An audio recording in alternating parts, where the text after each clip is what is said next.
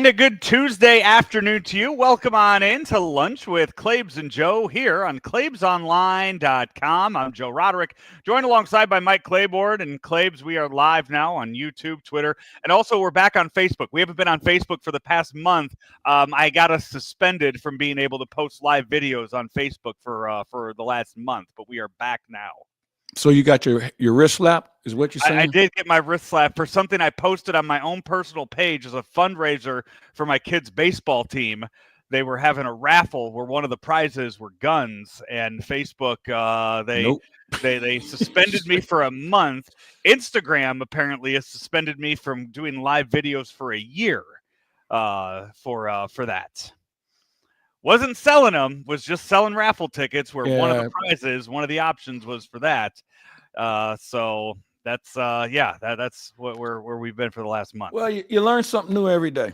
Yeah, I didn't think, we've been doing it for 3 years now and never once have I had an issue with it before, but this year they're cracking down, I guess. So that's how it goes. But no, we're back up on Facebook, on YouTube, and Twitter as we do one of our last lunch shows of the 2024 calendar year. And Claibs, big news coming in a few weeks here regarding Claibs Online. Some exciting announcements that we will be bringing you. So stay tuned for those and watch all of your socials over the next few weeks. I'm looking forward to it. I'm excited about it. And once people hear it and once it's explained, I think it's going to have a real impact on what we do, not just in St. Louis, but around the country. We'll be able to get a kick out of this as well. I would 100% agree with that. Clay, speaking about around the country, you were out of town last week. You were down in Dallas for the winter meetings. And not a whole lot of Cardinal movement down there, but still a lot of chatter and a lot of Cardinal news coming out of those winter meetings. Most of the movement was behind the scenes. Cardinals were shoring up some positions within the organization on the operations side. Ties on a couple of other situations. Mo was pretty adamant, and I've been around Mo from day one. I've never heard him more adamant about moving a player than he is with Nolan Arenado, and not in a mean-spirited way where they've broken up or anything like that. It was just it's a salary decision. That's it. More than anything else, $74 million they want to get off the payroll and move in another direction. I mean, the forecast is one where they think revenue may be down, certainly from the TV side. That deal has been renegotiated, and it won't be as much as it once was. We don't know what tickets are going to look like. People are going to show up. I mean, I think this team is going to be a little bit more fun than maybe the naysayers. And when you think about the division in Milwaukee, who went coast to coast last season, they lost their two best players. And I don't know how you fix that. Chicago brings in a guy in Kyle Tucker, but they're trying to move Cody Bellinger. So I'm not sure what I would say to either one of those teams, but I'll go back to this. And granted, this is December. I will tell you this. I think Cincinnati will have a seat at the table when it comes to postseason contention. As far as the Cardinals go with moving Nolan Arenado, we were, as of last week, I think they kind of said 7 to 10 days. The only rumors, the only mumblings that we have heard about that, the Astros were involved in talks there, which would kind of explain some of the moves maybe they've made recently in moving Kyle Tucker. But I've had people reach out to me, and I'm sure you have too, where they see this news and they see, the moving Nolan Arenado, letting go Paul Goldschmidt and some of the other things, and saying, is this a rebuild? And the Cardinals have been, I don't know if careful is the word to not use the word rebuild, but they're not using the word rebuild. I think what it is for years we have heard about all of these young bats that they have in the system. Yeah. And we have seen these guys come up to the big league level and not perform maybe to the expectations of the team. And I think it's more of a case of, hey, it's put up or shut up. You're not going to have these all-stars around you. You're not going to have these guys. This is your time to show all of us that you are what we drafted and what we developed throughout the years. Nolan Gorman, if you think you're going to be this power hitter, this 40-plus home run a year guy, this is your year to do it. Jordan Walker, if you're going to be the best bat that we've had come through the system in a decade. All right, go show us. And I think that's what they're putting, just saying, hey, it's all yours. Go do what you can. No, I think you're spot on. I don't think we'll see the Memphis shuttle as much with those players you just mentioned. And they're going to give some people a good long look. And if it doesn't work, then obviously they know they have some other work to do. Throw in the fact that you're going to have the 5th pick in the draft. You might be able to get a guy who might be ready sooner he should be ready sooner than anybody else in your organization. And you already have that too. Last year you had the 7th pick in the draft, and you got JJ Weatherford, who impressed in the lower levels of the minor leagues last year in rookie ball. And so that's another name where you look and you say, okay, this is a guy that we're not waiting 4 years for. This is a guy that it's a year and a half, 2 years. We expect him to be ready. Yeah, again, you're right. And I think what they're going to have to do is really also, this is a internal audit of your organization and your talent. And do you have assets, or do you have just a bunch of guys? Did you miss on this player in the draft? Did you not develop him in the right manner? I mean, there's a lot of things that go into this where they have to really take a look at how are we doing business, and is this the best way for us to succeed? And I think that's where they're at also. So it's going to be something that we'll have to pay attention to. But all the kids that we've seen, they're going to get a chance to play, because we don't know who Newtbar is, okay? We don't know about whether Gorman can play or swing the bat without striking out 200 times. So there's a lot of questions that have to be answered, and we're going to find out this year. The other teams you mentioned, first let's start with Milwaukee. Last year they trade away Corbin Burns, their best pitcher, one of the best pitchers in baseball. He goes on to, and they go on, as you said, go coast to coast. So far now they've lost Willy Adames to free agency. He signs with the Giants. They also trade away Devin Williams to the Yankees this past week. They get Nestor Cortez back in that deal. So it's a guy that's going to be in their starting rotation next year. But it's again, and Christian Yelich ended the year on the IL. So you don't expect him to be back to that MVP form that he showed at parts of the season. You mean many years ago when he was an MVP? I mean, last year too. I mean, last year he was in the running for MVP until until he had that back injury again. It was kind of a resurgence of Christian Yelich last year. So you have all of they're taking hits, and they're self-inflicted hits for the most part that the Brewers are doing. So again, I mean, that at some point you figure that it's going to turn, that carriage is going to turn back into a pumpkin. But with the Cubs, you mentioned the Bellinger move. I really think that there is an added element to this. The Kyle Tucker trade really surprised me that they went out and they got him. I think that they end up, at the end of the day, I think they sign either Alonso or Christian Walker to play first base for them next year. Yeah, that those names come up, but Christian Walker's getting some pretty good action. There's a lot of teams looking at him. I think one of the things that may be a flag is his age. He's not your prototypical first-time guy that's in his young 30s. So I think that comes into play. But, if you look at his numbers 2 years ago, that was a guy who probably should have been considered more for an MVP. He's a good player. And Gold Glove winner, yeah. Yeah. I think, though, it sounds logical on paper, but this is a Scott Boras control here, okay, on where Alonso goes. Maybe he goes back. Maybe he goes back to the Mets. I mean, Steve Cohen can spend money with anyone. And I think if you have that lineup with him and Soto, and you think about the shortstop, I mean, you got a pretty good starting lineup. Yeah. And now, you have a switch hitter with a lefty and then a righty. I mean, there's no easy outs in the middle of that order. No, but who's pitching for them and who comes up after those guys? Yeah, they have Brandon Nimmo, Jeff McNeil. You have a few names that are there. Is Starling Marte still with them? Is he still active with them? Yeah. So you do have some names there, but you still do have to build more of a roster around than more than 2 or 3 guys. As far as the Cubs go, if they are trading away Bellinger, right, they're going to get something in return. And if Bellinger ends up with the Yankees, I don't know what the Yankees still have to offer if that's the return on it. Let me ask you, why do you think they're going to get a lot in return for a guy who's going to be unrestricted after this season?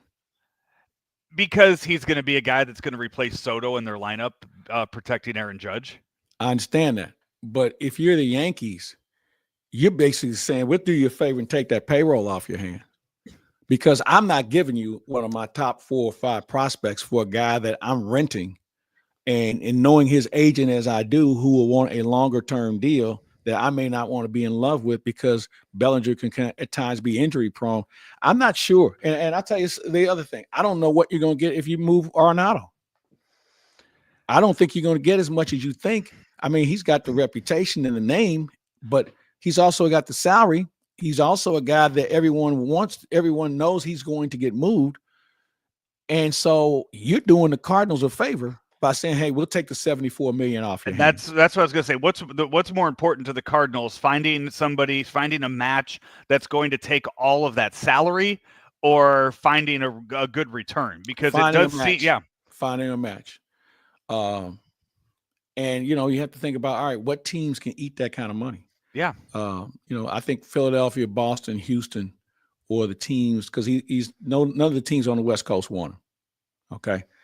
San Diego doesn't need him. The Dodgers do not want him in any way, shape, or form. The Angels think Rendon might eventually play 3 or 4 games next season. Seattle is a team that might have an interest in him, but Seattle has not been known to be a team that spends that sort of money when it comes to contracts. And right now, Seattle looking at possibly trading Luis Castillo. Yeah. Too. Anthony Rendon, 34 years old, Claibs. If the Angels say, hey, we'll take Arenado, we'll take his entire salary, you guys get Rendon, what are you doing? No, I'm taking a pass on him. It's not about, first of all, he's injury prone. B, he's not the best guy that you want in your clubhouse. I'm surprised we don't see more of this, where guys who just don't want to play, they take the money, but they really don't. There are really other things in their lives they would prefer doing. And he has the financial security of being able to do virtually anything else he wants. But baseball is not obviously on the first of his list as far as things to do. Right. It's that is such a he got the bag and then he just kind of shut it down. He won a ring, he got paid, and it's very clear that he'd rather be somewhere other than a baseball field. And he's just kind of riding out the rest of this. But in fairness, he's had some quirky injuries too. I think the one issue that comes into play is the amount of time it takes for him to recover and be able to contribute. Yeah. Cardinal news as it happens here on Claibs Online. Rammer and I will come your way with a daily cards if anything were to happen with Nolan Arenado over the next couple days or weeks. I think this thing could probably happen before Christmas. Okay. From what I've been told, that for the most part the deal is literally done. They're just waiting on the okay from one other person, and So I think if anything we learned last year, players do not like to go deep into the offseason without knowing where they're going to work. So American League, National League, what do I would think the other league. Okay. Yeah. One of the teams that we've mentioned? I would think the other league. That's what we'll leave it at.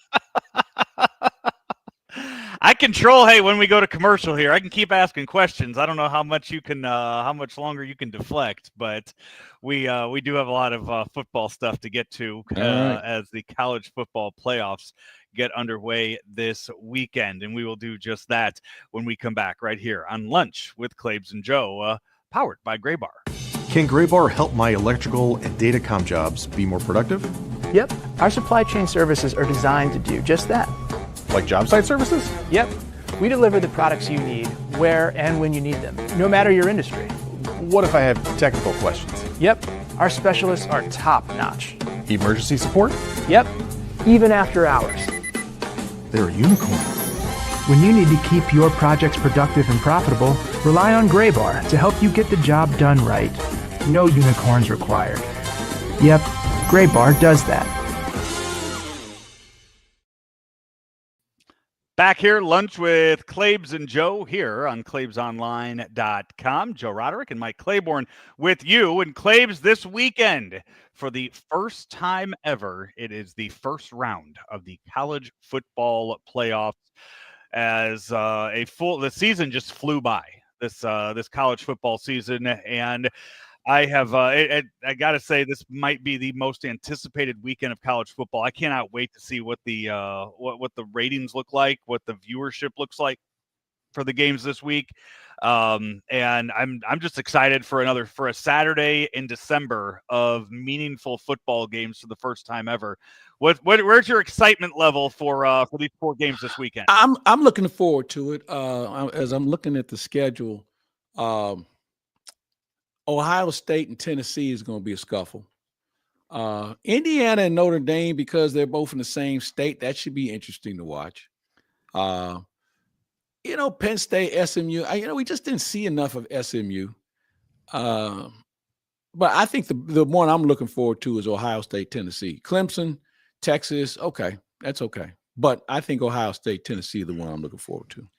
Saw a report earlier today that Ohio State said that about 40% of the tickets sold were to Tennessee addresses to this game this weekend. Not a surprise. UT has always traveled well. When you look at all these schools that are in this thing, they all travel well. Yeah. And remember, the SEC as a conference travels well.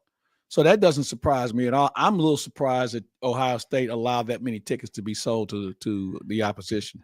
And for this, who would control that ticket sale? Would it be the school or would it be the college? Would it be the NCAA? It would be the school. Only a 5.5-hour drive from Knoxville to Columbus, Ohio. I would imagine the split for that is going to be very similar to the game we get Friday night, Notre Dame and Indiana, as that's an hour-and-a-half drive from there, from Indiana up from Bloomington up to South Bend. That's one crowd atmosphere that I think is going to be a lot of fun. First time that Notre Dame has played a Friday night game, Claibs, since 1900.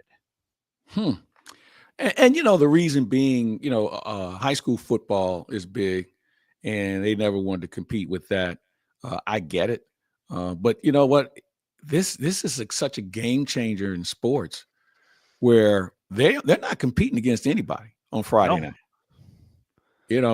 High school football seasons are over. You have high school basketball is just underway, and nothing is going to supplant what those teams will do on Friday night. And once again, the football thinkers really had this thing well planned, and they're going to give us exactly what we're looking for. That game right there is the one that intrigues me the most, because you Tennessee, Ohio State, they have both been tested this year. We know they're both really good teams. As of right now, it's a coin flip, I think, as far as who wins that one. The Notre Dame Indiana one. When you look at that, Indiana, the one I guess real challenge they had this year, they failed when they played Ohio State. Other than that, they went out and they beat everybody on their schedule. Yeah, but let's look at the schedule. I know. Notre Dame, you can say a similar thing about Notre Dame as far as not being that battle tested this year, and their one loss being to Northern Illinois in South Bend. So these are two teams that I don't think we know enough about going and playing in this game on Friday night. I do. I think Notre Dame's going to beat the brakes off Indiana. Okay. Yeah, I feel, I think Indiana made some huge steps in the right direction, and they have a real good program. But I think Notre Dame, and I'm not the biggest Notre Dame, cheerleader, but I just think they just match up too well in too many spots. Right now, Notre Dame a 7.5-point favorites in this game. So they have the edge there with in Vegas with the odds. Other ones, the Saturday games, by the way. So that game's on ABC. 2 of the games on Saturday are on TNT. And then the Ohio State Tennessee game, that one is on ABC. Penn State, SMU. We saw SMU have a classic game against Clemson in the ACC championship game. That's the most I've watched of SMU all year. So that's another one that I can't sit here and really handicap. I saw Penn State play a couple times this past season. From what you've seen of SMU, do they have any shot going to Happy Valley? Yeah, I think they do. SMU, for some people who didn't think SMU, they think they're still on the death penalty. They haven't been relevant in football since the Pony Express left and when they got hit with the death penalty. For them to make it all the way back and be in this situation, they've got some players to stay home. They've really done a nice job offensively. They're going to make it interesting for Penn State because Penn State has a hard time scoring. So that's going to make it even more interesting. If Penn State gets behind against SMU, then they could have some problems. And the way Penn State's season has gone, where they obviously can't beat Ohio State, they get crushed in the championship game by Oregon. They need a good pick-me-up here, and hopefully they don't look past SMU. Clemson, Texas is the other game on Saturday. Texas 11.5-point favorites in this one. Penn State, by the way, 8.5-point favorites over SMU. Every one of these games this weekend, Claibs, it's the favored team is favored by a touchdown or more. And it's the home team also. Yeah. And here's something else. We've never had games played on campus at this time of the year. Right. I think that's a huge impact. And for some schools who may be out of school, I wonder what the student bodies are going to look like. Will they stick around for games, or do they go home? I don't think they have a problem selling these games out. No. But it might be a different clientele as far as people going to the game. It's still, even if anything, it's going to be alumni that are going back to for that to be there for the first time ever. Whether it's 20-year-olds that are going back or 60-year-olds that are going back because this is the first time ever that something like this has happened, they're going to want to go back to their school and go and watch this. I don't know about that. See, you and I didn't go to football powerhouse schools, so yeah, I don't know about that. And the reason why I say that is you're running into the holiday season. I don't know whether you've heard these tickets cost a lot more money than they've ever cost before. Right. I'm speaking of ticket prices.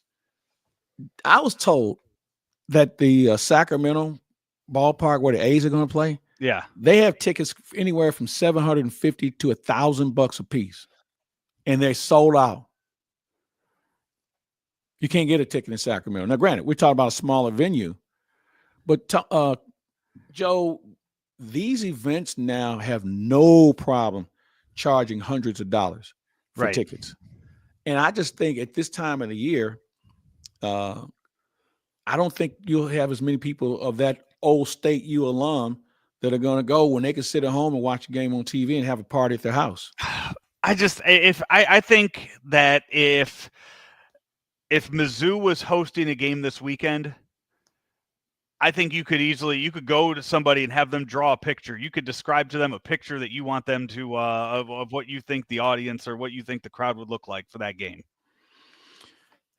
Yeah, and you know what? Here's where everybody's dodging the bullet. The weather should be pretty good around the country for these games. And weather is a factor. And the reason why I say that is, you ever been to Happy Valley? No. Okay. It's in the middle of nowhere. It's hard to get to. Yeah. You think about these other campuses. Tennessee, you got to fly into Knoxville. I mean, some of these places are not easy to get to, and we're fortunate that we're going to have reasonably good weather. But overall, are they going to have big crowds? Of course they will. But I think for different reasons, because if it's a first time experience. Yeah. So Texas, that one, I mean, they'll have no problem packing that. Same with Ohio State, and Notre Dame, Indiana. I'm interested to see what the split looks like at as far as Indiana fans. That's a good question. What you're going to have, what you're also going to have, Claibs, is you're going to have a lot of Indiana alums who are huge Notre Dame fans. They just couldn't get into Notre Dame back when they were in school. So they have that IU degree, but they're still huge Notre Dame fans. I mean, they're going to be split when it comes to this game. Yeah, I think you're spot on. I think you're going to have a lot of reasons for people to be there that Split had families too. Yeah, true. So it should be fun. And you know what, man? This is what the game needs. Something that's new and fun and bringing people together. It beats going to a bowl game. It beats going to a bowl game because this has significance. You know, it's funny. I don't know about you, Joe. I haven't heard about anybody opting out of these games. You have so Or is the guy at Penn State, did he opt out? It's not that they're opting out. You do have some players. So a backup quarterback for Penn State has entered the transfer portal. I believe a backup quarterback for Ohio State has also entered the transfer portal. And these are like third, fourth string guys. And that brings me to the next thing that I had on my list to talk to you about was this transfer portal season that we are in and how NCAA needs to step in and change the dates of this because you are having players who, okay, the backup quarterback for the Penn State guy in the transfer portal, I don't know his name. I don't know what it is, but I'll tell you a situation that we should be watching is a guy like Quinn Ewers from Texas. Quinn Ewers from Texas, he's not good enough to be drafted. Yeah. He's still good enough to be the starting quarterback of Texas. He will not be the starting quarterback of Texas next year. So now not only do you have him that he's got to enter the transfer portal and he's got to consider what he's going to do next year, you have a handful of teams out there that are thinking that they have a chance at having Quinn Ewers as their starting quarterback next year. Do you go and get another guy right now, or do you think that you have the best offer out there to him?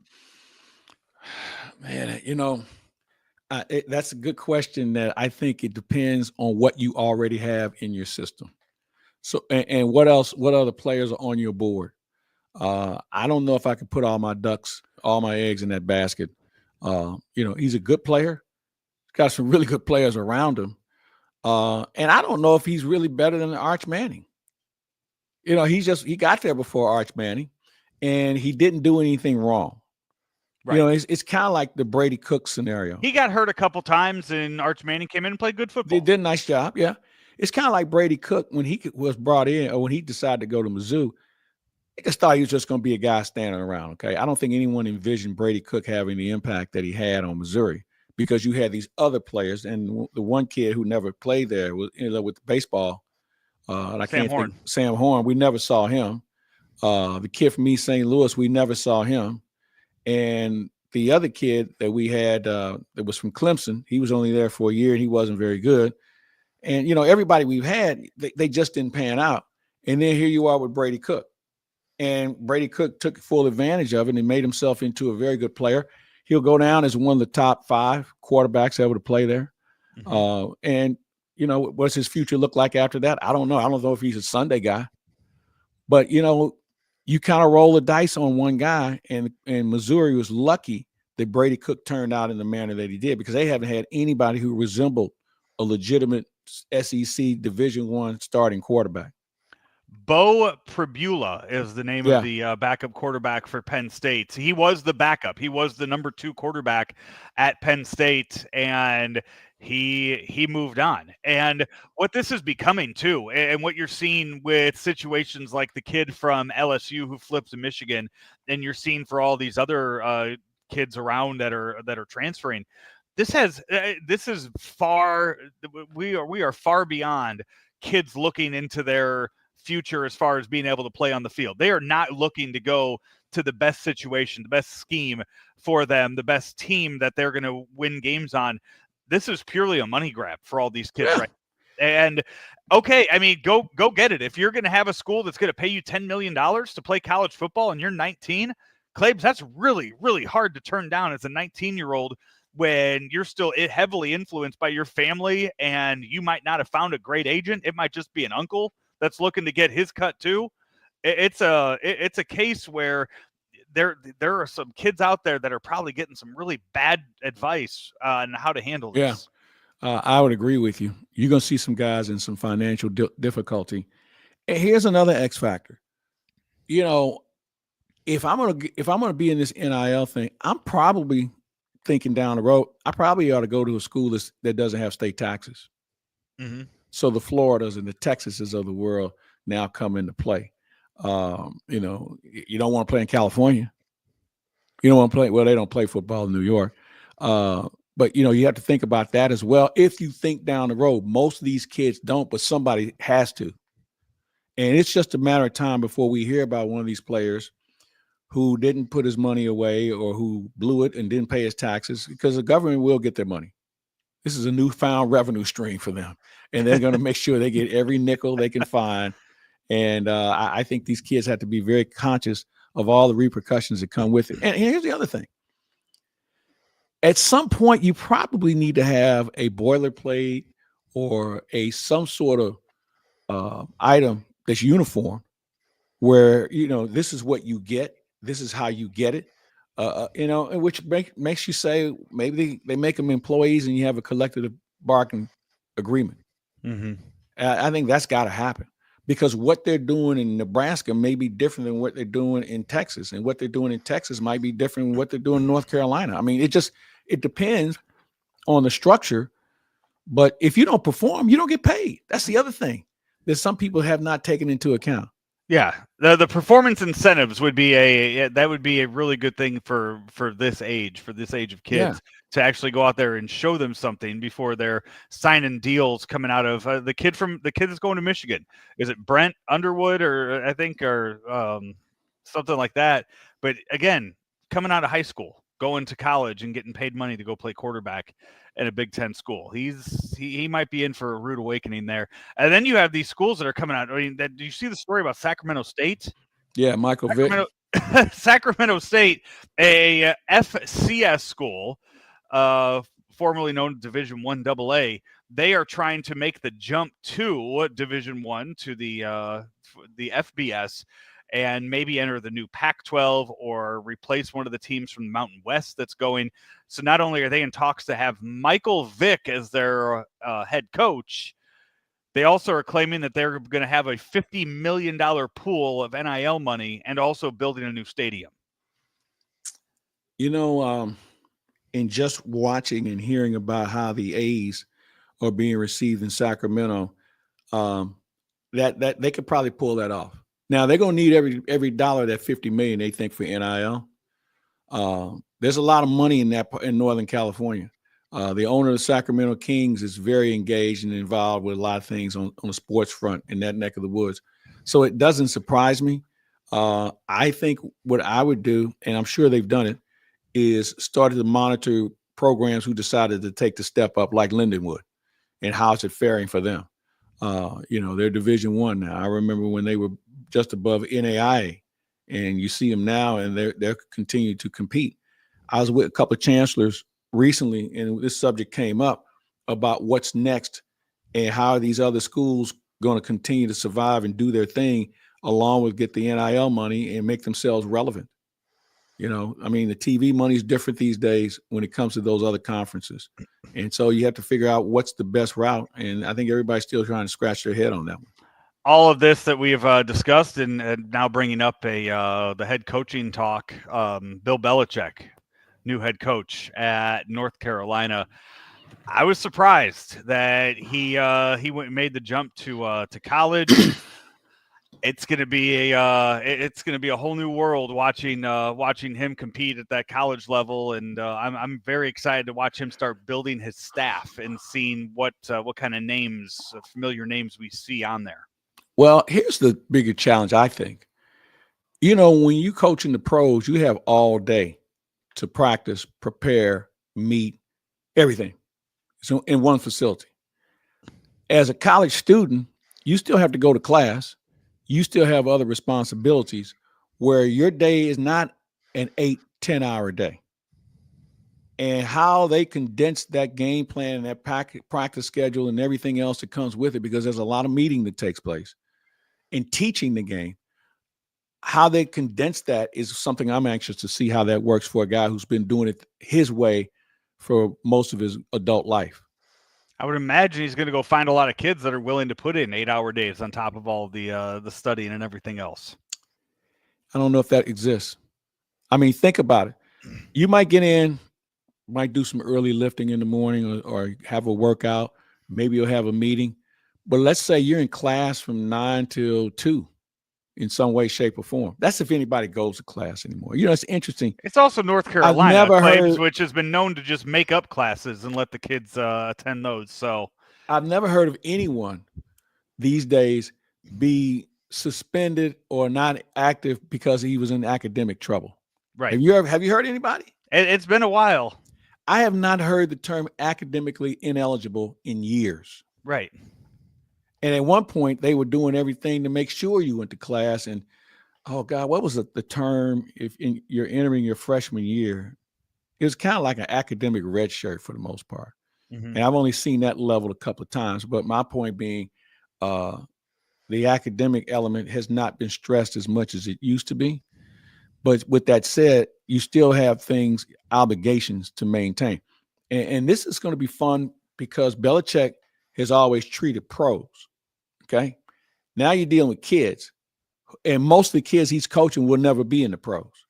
Right. So how does that work? And I think it's going to be one of the most intriguing stories of 2025 when it comes to sports, not just college football. We need to take our final break. When we come back, we have a whole lot of NFL stuff to get to. Week 15 is done. Week 16 starting up here in just a couple days, and we'll talk about it right after this.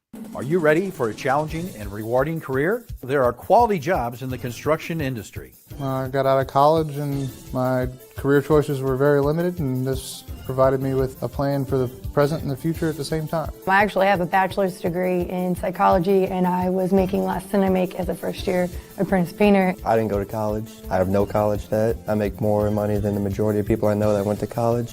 Take your first step towards a rewarding career. Visit stlouispdf.org. Back here, it's lunch with Claibs and Joe here on claibsonline.com.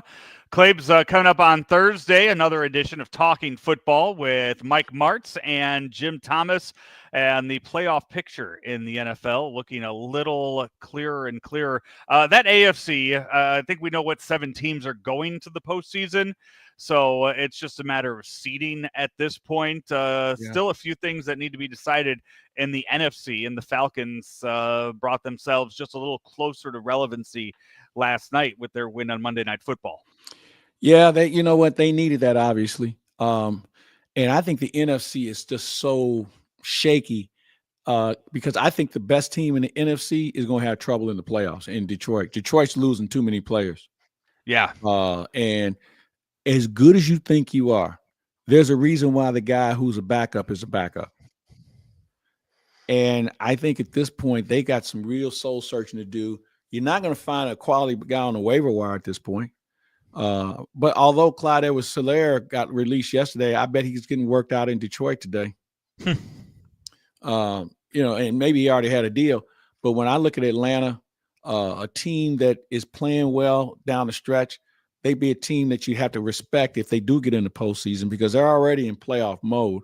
The Rams have made things very interesting, and talking to Orlando Pace the other day about it, he said, they kind of turn in the corner. But again, their offense keeps them in games because they have multiple options.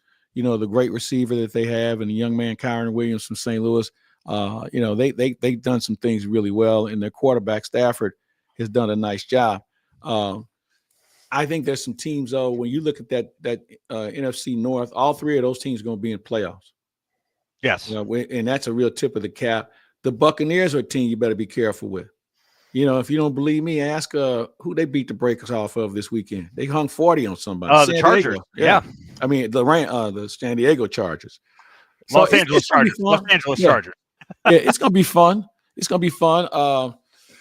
Now, when you look at the West, the AFC, okay, you have Buffalo. They're in. They're the only team in that division that's any good. Pittsburgh and Baltimore, they're going to beat each other up so much, man. You have to wonder who's going to have anything left for the playoffs, and they play this week. Houston is in. The Colts aren't ready. And then Kansas City's run away and hidden. Denver's making it interesting, though, in what they're trying to do. So, it's what the NFL is. And I've always said this to you. You never, ever bet the first and last weekends of the NFL season because you don't know what you have. And I think that if you're Kansas City, You don't dare put Mahomes on the field this week. You got Carson Wentz. Carson Wentz is a winning player. Not only that, but the NFL, I'm sure, is sitting there looking at those Christmas Day games on Netflix and saying we need Patrick Mahomes to be healthy for that. Like, it's okay. You guys are 13-1. It's okay. You guys can sit him out this game. Go ahead, Kansas City. We'll make it up to you. I'll tell you something. I'm scared to death of him against Pittsburgh. The way they like to rush the passer. And if Watt's healthy and you have Highsmith on the other side, and they're tough inside, they could be a real problem for Mahomes, because right now Kansas City doesn't even have a left tackle. They got a guard playing left tackle, and he's doing the best he can. And this is where I go back to, when you make an investment in your team, you better start thinking about somebody up front who can block for you. And Kansas City's in big trouble from that standpoint. They got away with it last year, late in the year. I don't think they can get away with it late this year. I went into the game Sunday afternoon, the Bills-Lions game, thinking I was watching a preview of the Super Bowl. I don't think that's the case anymore. Well, they tried to hype that up, and, the and Lions got exposed. They did. Yeah. They did. Now, again, playing short. They're playing short. And so that had a lot to do with it also. But you saw where they could be exposed defensively. The offense, they like to play free and easy. With Montgomery down, I don't know how that's going to shake out for him. So, I'll tell you the team that we haven't even mentioned. Somebody better think about this Philadelphia Eagle bunch right now. Oh, yeah, 10 wins in a row now. Yeah, because their offensive line is playing as well as anybody. And I said this to you before. When they moved Mekhi Phifer, they picked him up for nothing and moved him inside. He's got to be the biggest offensive guard in the history of football. He's 6'8". He's 345 pounds minimum. And oh, by the way, he ran a 5.1 40 at the combine. Mm-hmm. And he's kind of the quarterback. Most guys are centers who really kind of run the offensive line. He's the guy making the calls, which says a lot about his ability to adapt not only from one position, but also being able to recognize what's going on up front from a new position. NFC West, I know you touched on it. Who is your favorite right now to come away and win that division? That's – man, I would have to say the Rams. Seattle is right there, though. I mean, you can't kick them to the curb. And I think one of the problems that we have as fans in this neck of the woods, we just don't see those guys enough. Right. And I think, and I'll even go one step further. I'll switch sports and go to college football. The kid out of Boise State, he put up some really impressive numbers rushing-wise. But Travis Hunter was on TV nationally more than he was. So, therefore, nobody really knew this guy. And so they voted for the most obvious, the person they've seen the most, not knowing this guy's going to rush for damn near 2,500 yards. Yeah, and he has a chance. And, again, it's going to be in a lot more games, but he does have a chance now in the playoffs to break Barry Sanders' record for all-time rushing yards in a season. But I was going to ask you about that and who you thought, if you thought he got robbed of the I did. Of that. I did. They're in the playoffs because of him. Yeah. Travis Hunter is an excellent player. I don't know what his position is at the next level. I think there's a lot of hype that came with him. Anybody who can go both ways and have over 100 plays, on both sides of the ball, it says a lot. But the reason why Boise State is in the playoffs is because of this one person. And Travis Hunter was on a team that had him and Shedeur Sanders, who, too, I don't know what he looks like at the next level. But they got a lot of play on TV because of the coach and the players and just how they do things. And, that's cool. But, I thought the other kid was as worthy. If you flip those two, if Genty is on Colorado this year, Colorado wins the Big 12, and they're not playing this weekend. I agree. If you flip it the other way, Boise State, they don't have a shot. Travis Hunter's on Boise State. They watch the playoffs on TV. And I don't think Travis Hunter gets any kind of exposure at all about playing both ways. I agree. So Yeah, it's a case of, I think he was Rob closest Heisman vote since what, 2009? Was that what I saw? Who would that have been? I'm trying to think who that would have been. Kid from Alabama, running back. He's on Fox now. Mark Ingram. Yeah. Who would he be? I didn't see. I didn't watch the. I didn't watch the end of that. All right, Claibs. I know you are running all over the place this for the remainder of this month, but we will try to be back with you again next week before Christmas for another edition of Lunch with Claibs and Joe, and run through all of the games that we get to watch this weekend. Looking forward to the first big weekend of college football playoffs. Also, 2 games on Saturday this weekend, Claibs. You have 3 of the college football playoff games on Saturday, and the NFL put 2 games on Saturday too, to give the players enough of a break before the Christmas games. So not only are they trying to take over Christmas, they're also trying to jump in on that college football. NFL don't care. They do not care. You know what? They'd be playing on Cinco de Mayo if they thought they could make some money out of it. It's not like MLB's done anything to take over the 4th of July, but if MLB looked like they had a stronghold on that, preseason would be kicking off July 4th for the NFL. Hey, listen, be careful for what you wish for. Don't think somebody isn't thinking about that. But you know what? Here's the thing. If you want to add that many games, you better find more players. Yeah. You better find more players. And I'm not talking about expansion. I'm talking about put more players on your roster. Figuring out a minor league system, something like that. Exactly. So, all right, Claibs, we will talk to you next week. We'll have your picks this weekend on Weekend Joe. You're winning the standings. I'm not going to look at by how much. You're beating all of us. Whatever. Well, it is what it is. All right. Until then, why you think things would be different? He's Mike Claiborne. I'm Joe Roderick. Talk to you next time right here on Lunch with Claibs and Joe, powered by Gray Bar. Nobody wants a surprise in their jelly donut. That's because the middle is the most important part. At Gray Bar, we're at the middle of electrical and datacom jobs across the country, connecting installers, facility managers, and business owners with smart solutions for their most challenging projects, which means stocking and delivering crucial products on time and on budget, with no surprises, thanks to our nationwide